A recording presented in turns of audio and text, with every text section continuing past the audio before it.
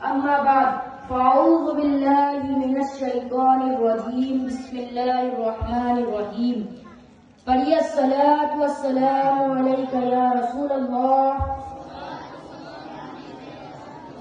وعلى آلك وأصحابك يا حبيب الله الصلاة والسلام عليك يا نبي الله وعلى آلك وأصحابك يا نور الله صلی اللہ تعالی علیہ وسلم۔ سچ کی برکت۔ پیارے مدنی منوں، پیارے اسلامی بھائیوں اور مدنی منوں، ایک کمسین لڑکا اپنی ماں کی خدمت میں حاضر ہو کر عرض کی، اے میری پیاری امی جان، مجھے رضائے رب الانام کے لیے رائے خدا میں وقف کر دیجیے اور مجھے بغداد شریف جا کر علم دین حاصل کرنے اور اللہ عز و جل کے نیک بندوں کی خدمت میں حاضر ہو کر ان کا فیضان حاصل کرنے کی اجازت عطا فرمائیے۔ تو اس کمسین لڑکے کی والدہ ماجدہ نے اللہ عز و جل کی مشیت و رضا پر لبیک کہا اور وہ رائے خدا کے ننھے مسافر کے لیے زاد راہ تیار کرنا شروع کر دیا اور 40 دینار اپنے لخت جگر کے خمیس میں سی دیا۔ پھر سفر پر روانہ ہونے سے پہلے اپنے لخت جگر سے یہ وعدہ لیا تھا کہ ہمیشہ اور ہر حال سچ بولنا۔ پھر اس عظیم ماں نے رضائے الہی کے حصول کے خاطر اپنے بیٹے کو یہ کہتے ہوئے الوداع کہا، جاؤ میں نے تمہیں رائے خدا میں ہمیشہ کے لیے وقف کر دیا اور اب یہ چہرہ قیامت سے پہلے نہ دیکھوں گی۔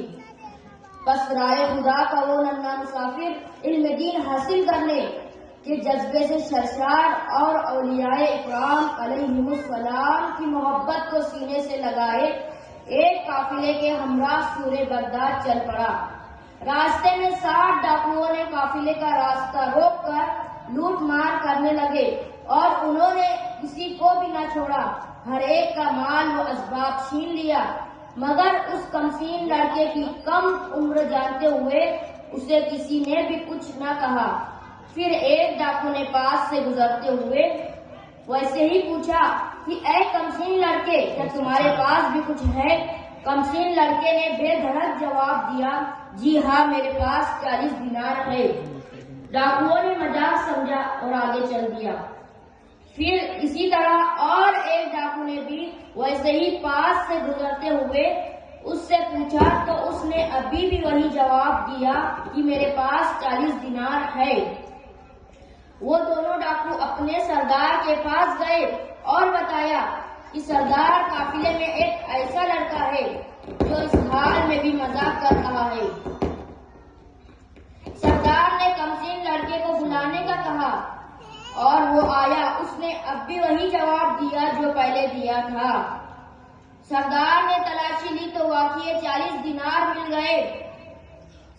وہ کمسین لڑکے کی اس سچ بات بولنے پر سب حیران ہوئے اور اس سے سچ بولنے کا سبب پوچھا تو اس نے بتایا کہ میری ماں نے گھر سے نکلتے وقت یہ وعدہ لیا تھا کہ ہمیشہ اور ہر حال سچ بولنا، کبھی جھوٹ نہ بولنا، اور میں اپنی ماں سے کیے ہوئے وعدہ نہیں توڑ سکتا۔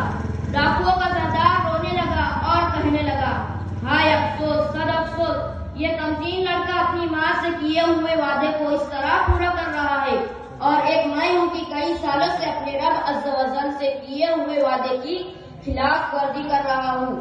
سردار نے اس رائے خدا کے ننھے مسافر کے ہاتھ پر توبہ کر لی اور اس کے باقی ساتھی بھی یہ کہتے ہوئے قائل ہو گئے، اے سردار، جب برائی کی راہ پر تو ہمارا سردار تھا، اب نیکی کی راہ پر بھی تو ہمارا رہنما ہوگا۔